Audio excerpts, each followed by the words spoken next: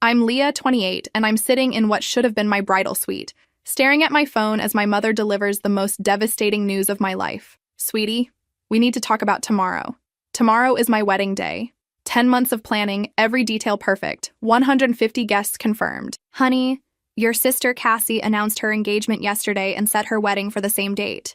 The words hit like ice water. She didn't know. Mom continues weakly. But that's a lie. Cassie knew. She's always known every detail of my life, every plan, every dream. Where are you watching from today? Drop your location in the comments below and hit that like and subscribe button if you've ever felt completely betrayed by family. You'll definitely want to stick around for what happened next. The family group chat lights up like a Christmas tree. One by one, everyone who promised to be at my wedding tomorrow starts posting about Cassie's surprise announcement. My Aunt Sarah types, "So excited for the family to come together for this beautiful celebration." Uncle Mike adds, "Can't wait to see everyone at the church. They're all going to Cassie's wedding. All of them. Not mine." I screenshot every single message before anyone can delete them. This is evidence. Evidence of the most calculated betrayal I've ever experienced. Mom's voice becomes smaller on the phone. "Honey, we just think it would be less confusing for everyone if you maybe postponed until next month." Less confusing. As if my wedding is an inconvenience rather than a sacred commitment I've been planning since Thomas proposed on Christmas Eve 11 months ago. What does Cassie think about this? I ask, though I already know. She feels terrible, but you know how impulsive she is with romantic gestures. Impulsive, right. Thomas finds me 20 minutes later, still staring at my phone. My dress hangs behind me, a vision in ivory silk that took 6 months to order and 3 fittings to perfect. "Baby, what's wrong?" His voice carries that gentle concern that made me fall in love with him. When I explain, his jaw tightens in a way I've never seen before. "They can't do this to you, but they can, and they have." "Thomas, what if we just canceled everything, took the loss and had a small ceremony somewhere else?" His eyes light up with something I don't expect. "Actually, I have an idea." What if we didn't cancel? What if we made this even more special?" I look at him like he's lost his mind. "How could this possibly be more special?" "Trust me," he says, kissing my forehead. "I'll make some calls." That evening, Thomas disappears for 3 hours. He returns with his laptop and a smile that makes my chest flutter with dangerous hope. "Leah, what would you say to getting married at a villa in Tuscany instead?" I nearly choke on my wine. "Thomas, that's insane. We can't just fly to Italy tomorrow." He opens his laptop and shows me photos that literally take my breath away. Rolling hills covered in vineyards, a stone villa that looks like it belongs in a fairy tale, and a garden that could make angels weep. It's available tomorrow. The owner is a friend of my family. Friend of his family? Thomas works in tech, drives a sensible Honda, and splits grocery costs with me down to the penny. How does he know someone who owns Italian villas? "Honey, this has to cost a fortune." He takes my hands, and for the first time since we've been together, I see something mysterious in his eyes. "Leah, there are some things about my background that I haven't mentioned. Not because I wanted to lie, but because I wanted you to love me for who I am, not what I have." My heart starts pounding. "What are you saying?" "My family has money, quite a bit of money. And tomorrow, if you're willing, I want to give you the wedding of your dreams. Not to show off, but because you deserve magic after what they've done to you." I stare at the photos of the villa, trying to process this revelation. Thomas Reed, my boyfriend who coupon clips and drives a car with 200,000 miles, apparently has access to Italian villas. How much money are we talking about? He shows me his phone, a banking app with numbers that make my vision blur. "Thomas, this is insane. Why didn't you tell me?" "Because I've seen what money does to relationships. I wanted to be sure you loved me, not my trust fund." Trust fund. My practical, budget-conscious fiancé has a trust fund. The next 12 hours become a whirlwind of impossible logistics that somehow fall into place with frightening efficiency. A private jet appears at O'Hare. Italian officials expedite our marriage license. The villa staff transforms terraces into a ceremony space that Pinterest dreams are made of. As we board the plane at midnight, I'm wearing jeans and sneakers, my wedding dress in a garment bag, flying toward what feels like an alternate reality. "Who are you?" I whisper to Thomas as Chicago's lights disappear below us. "I'm the man who's loved you for 2 years and would do anything to make you happy," he says. "Everything else is just details." The villa is beyond anything I could have imagined. Perched on a hilltop overlooking the Tuscan countryside, it's like stepping into a Renaissance painting. Thomas, it turns out, wasn't exaggerating about his family's resources. As our car winds up the cypress-lined drive, I see staff arranging flowers that cost more than my monthly rent. "This is your family's place?" I ask, still struggling to reconcile this opulence with the man who insisted we shop at Costco for bulk toilet paper. One of them, he says simply, as if owning multiple Italian estates is perfectly normal. Maria, the villa's coordinator, greets us like long-lost family. Signor Thomas, everything is prepared exactly as you requested. She leads us through rooms filled with frescoed ceilings and furniture that belongs in museums. My temporary bridal suite overlooks gardens where actual peacocks wander freely. This morning I was planning to get married in a Chicago church with folding chairs and grocery store flowers. Now I'm in Italy being attended by a staff that treats me like royalty. The ceremony space takes my breath away. They've created an altar on the villa's main terrace, framed by olive trees and overlooking valleys that stretch to the horizon. White roses and peonies cascade from every surface. Strings of lights will create magic as the sun sets. Everything I dreamed of for my original wedding, but multiplied by pure Italian romance. How is this real? I keep asking Thomas. Because you deserve this, he keeps answering, as if lavish destination weddings are completely reasonable responses to family drama. Have you ever experienced a moment where your entire life shifted in ways you never saw coming? Because standing on that terrace, I realize this isn't just about escaping my family's betrayal. This is about discovering that the man I thought I knew completely has depths I never imagined. And maybe that's exactly what I need right now. The photographer Thomas hired captures everything, every detail, every emotion, every moment that my family chose to miss. As I get ready in a suite that overlooks Tuscany instead of a church basement, I can't help but think about what they're experiencing right now. Cassie's impulsive wedding at the local community center with grocery store cake and a playlist from someone's iPhone, while I'm about to marry my best friend in one of the most beautiful places on earth. Our wedding ceremony happens at sunset, with just the two of us, an English-speaking officiant and a photographer who treats every moment like art. I wear my dress, the one I'd chosen so carefully, but now it seems perfectly designed for this Italian backdrop. Thomas wears a suit I've never seen before, clearly tailored and obviously expensive. As we exchange vows overlooking the Tuscan hills, I finally understand what people mean when they talk about perfect moments. The stress, the betrayal, the chaos of the last 24 hours melts away, leaving just us and promises that matter more than any guest list ever could. The photographer captures everything. Our first dance on the terrace as the sun sets behind us, toasts with champagne that probably costs more than most people's car payment, dinner by candlelight with food prepared by a chef who usually cooks for actual nobility. Every single photo is perfect, magical, impossible to replicate. As we eat our dessert, Thomas pulls out his phone. Should we post something? He asks with a grin that tells me he knows exactly what kind of chaos we're about to unleash. I think about my family, probably just finishing Cassie's reception at the community center, probably feeling pretty pleased with themselves for pulling off their manipulations so smoothly. Let's do it, I say, and we choose the most breathtaking photo. Me in my dress, Thomas in his perfect suit, the Italian countryside stretching endlessly behind us. The caption reads simply, "Just married at our dream destination." Sometimes the best changes are unexpected ones. Then we tag the villa's location and wait. The response is immediate and explosive. Comments start flooding in within minutes. What? Where are you? Is this real? How did you afford this? That last one appears repeatedly, from different family members who clearly can't comprehend how their struggling relative managed to pull off something that looks like it belongs in a magazine. I don't respond to any of them. Instead, I post more photos. The villa, the gardens, the champagne, the sunset, each one more impossible than the last. My phone starts ringing. First Mom, then Cassie, then practically every relative who has my number. I let them all go to voicemail. This is my wedding night, and I'm not spending it explaining myself to people who chose my sister's manipulation over my happiness. Thomas and I dance on the terrace under Italian stars, and for the first time since this whole mess started, I feel like I'm exactly where I'm supposed to be. But I know tomorrow is going to bring revelations that will change everything forever. The next morning, I wake up in the most beautiful bedroom I've ever seen, sunlight streaming through windows that overlook vineyards. Thomas is already awake, coffee in hand, scrolling through his phone with an expression I can't quite read. How bad is it? I ask, referring to what I assume is social media chaos.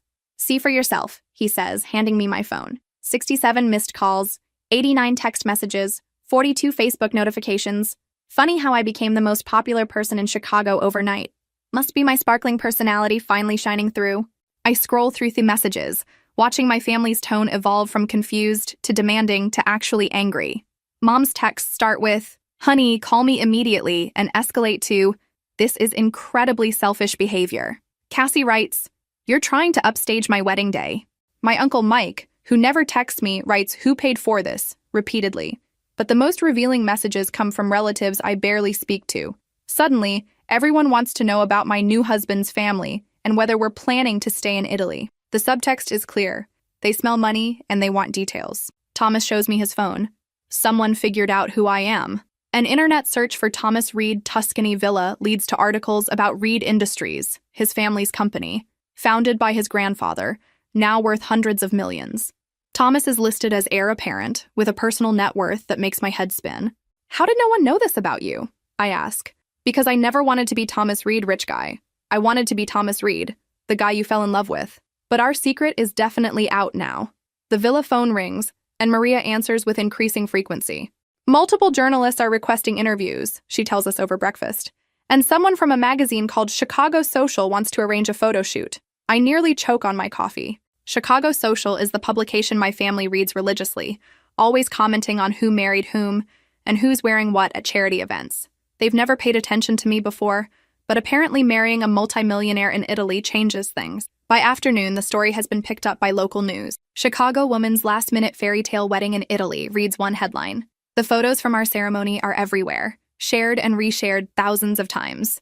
My phone buzzes with friend requests from people I went to high school with but haven't spoken to since. Everyone wants to congratulate me, befriend me, get closer to my apparently very wealthy new husband. But the calls that matter most from my immediate family have stopped coming. I suspect they're regrouping, planning their next move carefully. We spend 3 more days in Italy, each one feeling like a dream I'm afraid to wake up from. Thomas shows me sides of himself I never knew existed. He speaks fluent Italian with the staff, knows wine in ways that suggest serious education, and handles every detail of our extended stay with the casual competence of someone used to luxury. "Why didn't you ever tell me?" I ask as we walk through the villa's gardens. "Because I've seen what money does to people," he says. "Everyone becomes an actor. Everyone wants something. I needed to know you loved me when you thought I was just a regular guy." On our last day, Thomas suggests we extend our honeymoon. We could see Rome, maybe spend a week on the Amalfi Coast. The casual way he says this, as if week-long Italian vacations are impulse decisions, reminds me how much my life has changed in 96 hours. I have to go back to work, I say, though the idea of returning to my cubicle after this feels surreal. "Actually," Thomas says carefully, "you might want to take some time off. Things are going to be different when we get home." He's right. The plane ride back to Chicago is spent going through hundreds of messages, emails, and voicemails. My boss has called 3 times, not to ask where I am, but to discuss my changed circumstances. Neighbors have reached out, suddenly friendly after years of polite nods. Even my landlord has called, probably wondering if I'll be moving out of my modest apartment into something more suited to my new status. The most telling messages come from family members who'd been silent since our wedding photos went viral. Cassie's text arrives as we're landing. "We need to talk about what you've done to this family." "What I've done?" I read it to Thomas, who actually laughs. "She's upset that you got married. She's upset that I upstaged her, I realize. In her mind, I've stolen her thunder by having a better wedding. Never mind that she stole my date first. But it's deeper than that, and I know it. For 28 years, I've been the sister who struggled, who needed help, who made everyone else look successful by comparison. That dynamic just shifted permanently. At baggage claim, I spot something that makes my blood run cold. My mother and Cassie waiting by the exit, wearing expressions that blend forced smiles with barely contained fury. They've come to the airport to intercept us. Nothing says "we missed you" like a good old-fashioned airport ambush. Very touching, really. "How did they know our flight?" I whisper to Thomas. He checks his phone grimly. Social media. Someone posted about spotting us at the Milan airport. Our fairy tale is about to collide with reality, and something tells me this confrontation will be uglier than anything I could imagine. "Leah!" Mom's voice carries across the baggage claim with forced cheerfulness that fools no one. She and Cassie approach like wolves in designer clothing, their smiles bright and predatory. "What a surprise to see you two here." As if they haven't been tracking our every move through social media for the past week. Cassie hangs back slightly, her eyes taking in Thomas with new interest. She's done her research, clearly. The way she looks at him now is completely different from the polite disinterest she showed before she knew about his family's wealth. Amazing how Thomas suddenly became more attractive. Wealth is apparently the ultimate glow-up. "Girls, this is so exciting," Mom gushes, embracing me with theatrical warmth. "We have so much to catch up on." Thomas extends his hand politely, but I can see the tension in his shoulders. He's dealing with my family dynamics for the first time as a Reed. not just as my boyfriend, and the difference in their behavior is stark. Thomas, we barely got to know you before, Cassie says, her voice honey sweet. We should fix that. Maybe dinner this weekend? The same sister who's never invited us anywhere is suddenly interested in family bonding. We need to get home, I say firmly, steering us toward the exit. But Mom falls into step beside us, chattering about how worried everyone has been. Honey, you missed so many calls. We were concerned something had happened. The gaslighting is immediate and shameless. They weren't concerned. They were calculating. The whole family wants to hear about your trip, she continues. Maybe we could have a little celebration dinner? Include everyone? In the car, driving away from the airport, Thomas is quiet. Finally, he speaks. That was interesting. That was them realizing you have money, I correct. Trust me, if they thought you were still just a regular tech guy, they wouldn't have come to the airport. He nods slowly. So, what do you want to do about it? It's a simple question with a complicated answer. Part of me wants to let them grovel, to enjoy watching them try to repair relationships they damaged. But a bigger part of me remembers standing at that villa window, realizing I could choose my own family. What do you think will happen next?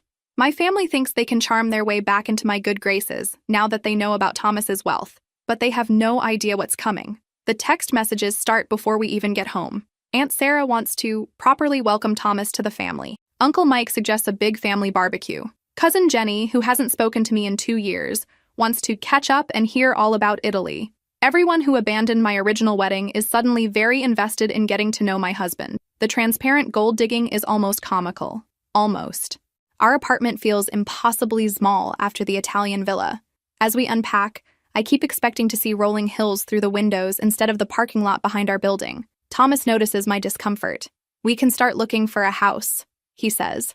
Something with more space. The casual way he mentions house hunting reminds me that my life has fundamentally changed. A week ago, we were saving for a down payment on a modest starter home. Now we can apparently buy whatever we want. My phone buzzes constantly. Family members who've never shown interest in my life are suddenly full of questions about our plans and our future. The most revealing message comes from my cousin Lisa. Leah, I hope you know how happy we all are for you. Thomas seems wonderful. I'd love to get the family together soon to properly celebrate. Lisa, who didn't even RSVP to my original wedding invitation. The hypocrisy is breathtaking. Thomas reads over my shoulder as I scroll through messages. They're all saying the same thing, he observes. Different words, same message. We want access to your new life. He's right. Every text, every voicemail, every social media comment follows the same pattern. Apologetic references to the confusion about wedding dates, followed by enthusiastic interest in getting to know Thomas better, finished with suggestions for family gatherings. It's coordinated, obvious, and deeply insulting. And, what do you want to do? Thomas asks. Part of me wants to see how far they'll go, I admit. How much they'll embarrass themselves trying to get back in, he nods thoughtfully. And the other part? The other part wants to cut them off completely. They showed me who they are. They chose Cassie's manipulation over my happiness. Money shouldn't change that. But even as I say it, I know it's more complicated. These are people I've loved my whole life, even when they treated me poorly. That evening, Mom calls. Not a text, a phone call, which means she's serious. Honey, I think we need to clear the air about last weekend. Here we go. There was so much confusion about dates and feelings got hurt. Confusion. As if Cassie accidentally scheduling her wedding on my date was some innocent mistake. Mom, there was no confusion. Cassie knew exactly what she was doing. Silence. Then, Leah, that's not fair. Your sister would never intentionally hurt you. The gaslighting continues. Smooth as silk. But something in me has changed. Maybe it's the confidence that comes with security. Or maybe it's just exhaustion with family dynamics that never change. Either way, I'm done pretending this was anything other than calculated betrayal. The next morning brings an unexpected visitor. I'm having coffee when the doorbell rings, and I find Cassie standing in our hallway, holding a bouquet of flowers and wearing her most contrite expression. Flowers. How refreshingly original. I'm sure she Googled apology props for when you're really just fishing for information. Leah, can we talk? Sister to sister? She's dressed carefully, in an outfit that suggests humility while still looking expensive. Everything about her presentation is calculated, from the flowers to the nervous smile, to the way she keeps glancing around our apartment as if evaluating our living situation. Cassie, what do you want? I don't invite her in. I want to apologize, she says, the words coming out practiced and smooth. I handled everything wrong last week. I was so caught up in my own excitement that I didn't think about how my decisions would affect you. Not true. But go on. I never meant for things to happen the way they did. Also not true. And when I saw your wedding photos, I realized how selfish I'd been. Getting warmer. I finally step aside and let her into our small living room. She sits on our secondhand couch, still holding the flowers, looking around with poorly concealed curiosity. "This is cozy," she says, and I can hear the questions underneath. "Where's the evidence of wealth? Why are you still living like this?" "Cassie, why are you really here?" I ask. "Because I miss my sister," she says, and for a moment her voice sounds genuinely emotional. "I know I messed up, but family should stick together. They should stick together." Rich. Coming from someone who deliberately sabotaged my wedding to satisfy her own ego. "Where was this family loyalty last weekend?" I ask. "When you were planning your surprise wedding on my date?" Her composure slips slightly. "Leah, I said I was sorry. What more do you want?" "What I want is for her to admit that she knew exactly what she was doing. What I want is acknowledgement that she's only here because she's learned about Thomas's money. What I want is honesty, which I'll never get." "I want you to leave," I say quietly. The words surprise both of us. "What?" "I want you to leave, Cassie. You've spent 28 years treating me like I exist for your convenience. Last weekend was just the most obvious example." She stands, the flowers forgotten on the coffee table. "You can't be serious. I'm your sister." "You've never acted like it," I reply. The door closes behind her with a soft click that sounds like the end of something that was probably over long before I admitted it. Within hours of Cassie's visit, my phone explodes with family outrage. Mom calls first, her voice tight with anger barely disguised as concern. "Leah, Cassie is heartbroken. She came to apologize? And you threw her out?" The family narrative is already being rewritten. I'm the villain now, the ungrateful sister who's let money go to her head. "She didn't come to apologize, Mom. She came to assess the situation and figure out how to benefit from it." The calls continue throughout the day. Uncle Mike leaves a voicemail about family unity and how success should bring people together, not drive them apart. Aunt Sarah texts about how disappointed everyone is in my changed attitude. The most revealing message comes from Dad, who rarely involves himself in family drama. "Leah, I hope your new circumstances don't change who you are as a person." The implication being that I've already changed, and not for the better. Thomas finds me sitting on our couch that evening, surrounded by the debris of family guilt trips. "How are you holding up?" he asks. "They're making me feel like I'm the problem," I admit, like I'm being unreasonable for not forgetting everything that happened. He sits beside me, reading through some of the messages. "You know what I notice?" he says. "Not one of them has actually apologized for what they did. They're all focused on what you're doing wrong now." He's right. Every message follows the same pattern. Minimize their behavior, maximize my reaction, make me the unreasonable one. They're trying to guilt me into compliance, I realize. Make me feel bad enough that I'll go back to the old dynamic. Thomas nods. Classic manipulation. They want to reset things to how they were, just with better access to our resources. Our resources. It still feels strange to think in those terms. That night, I make a decision that feels both liberating and terrifying. I start blocking phone numbers. First Cassie, then Mom, then one by one, every family member who spent the last week trying to manipulate me into forgetting their betrayal. The silence that follows feels like stepping into a soundproof room. For the first time in days, my phone isn't buzzing with guilt trips and accusations. It's just quiet, peaceful. And maybe that's exactly what I need to figure out who I want to be in this new life I've stumbled into. 2 weeks later, the nuclear option arrives in my mailbox. A formal letter from a family lawyer requesting a meeting to discuss the impact of recent events on family relationships and potential financial obligations. They're threatening legal action. Over what? I'm not sure. But the message is clear. Fall in line or face consequences. I show the letter to Thomas, who reads it with the same expression I imagine he wears during hostile business negotiations. "They can't be serious," I say. "What possible legal claim could they have?" Thomas calls his family's attorney, speaking in legal terms I don't understand. When he hangs up, his expression is grim. "They're claiming you have a moral obligation to help family members who supported you during difficult times." Supported me? It's nonsense legally, but they're banking on you being intimidated into compliance. The letter forces me to examine my family relationships with brutal clarity. Did they support me during difficult times? I make a list. When I was laid off 3 years ago, who helped with my rent? No one. When I had pneumonia and was hospitalized for 4 days, who visited? No one. When my car broke down and I needed transportation to job interviews, who offered help? No one. The pattern is stark and undeniable. I've been the family's unofficial bank and support system, never the recipient of either. But the letter also reveals something else. They've been researching Thomas's family wealth extensively. References to Reed Industries' recent contracts, mentions of property holdings, even speculation about inheritance timelines. They've done their homework, and they want their cut. They think they can intimidate us into paying them off, I tell Thomas. They're about to learn how wrong they are. The confrontation happens at a restaurant, neutral territory suggested by their lawyer. I arrive to find the entire family assembled. Mom, Dad, Cassie, Uncle Mike, Aunt Sarah, even cousins I haven't seen in years. They've brought reinforcements, thinking numbers will intimidate me. But I'm not the same person who stood devastated in her bridal suite 2 weeks ago. That woman was desperate for family approval. This woman has learned she doesn't need it. Leah, Mom begins, her voice quavering with practiced emotion. We just want our family back together. But Dad gets straight to the point. You have resources now that could help everyone. Family shares, prosperity. There it is. The real agenda. They don't want me back. They want access to Thomas's money. How much? I ask quietly. The question catches them off guard.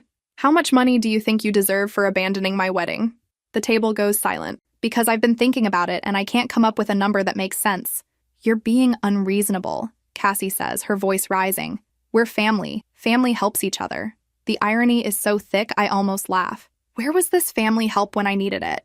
I pull out my phone and start reading. March 2022. I asked for help moving apartments. Everyone was busy. June 2022. I asked for a ride to the airport for a work trip. Everyone had conflicts. October 2022. I needed someone to watch my cat while I was in the hospital. Everyone had excuses. The list goes on, and their faces grow increasingly uncomfortable. That's different, Mom interjects weakly. Those were small things. Exactly, I say. You couldn't help with small things when I had nothing. But now that I have access to millions, suddenly family loyalty matters. The lawyer they brought looks increasingly uncomfortable, probably realizing this isn't the slam dunk they thought it would be. My client's family is simply requesting reasonable assistance. He tries. Define reasonable, Thomas says, speaking for the first time. His voice carries an authority I've never heard before. The number, when it comes, is breathtaking. $2 million, Dad says. Distributed among family members to pay off debts and provide security. $2 million.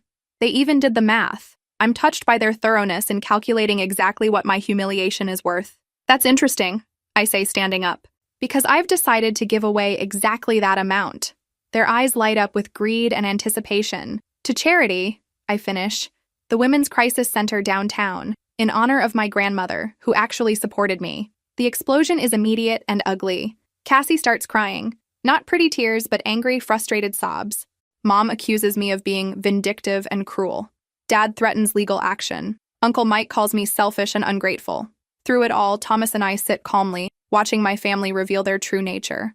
When they finally exhaust themselves, I speak. You want to know what changed me? It wasn't money, it was clarity. For the first time in my life, I can see our relationships clearly.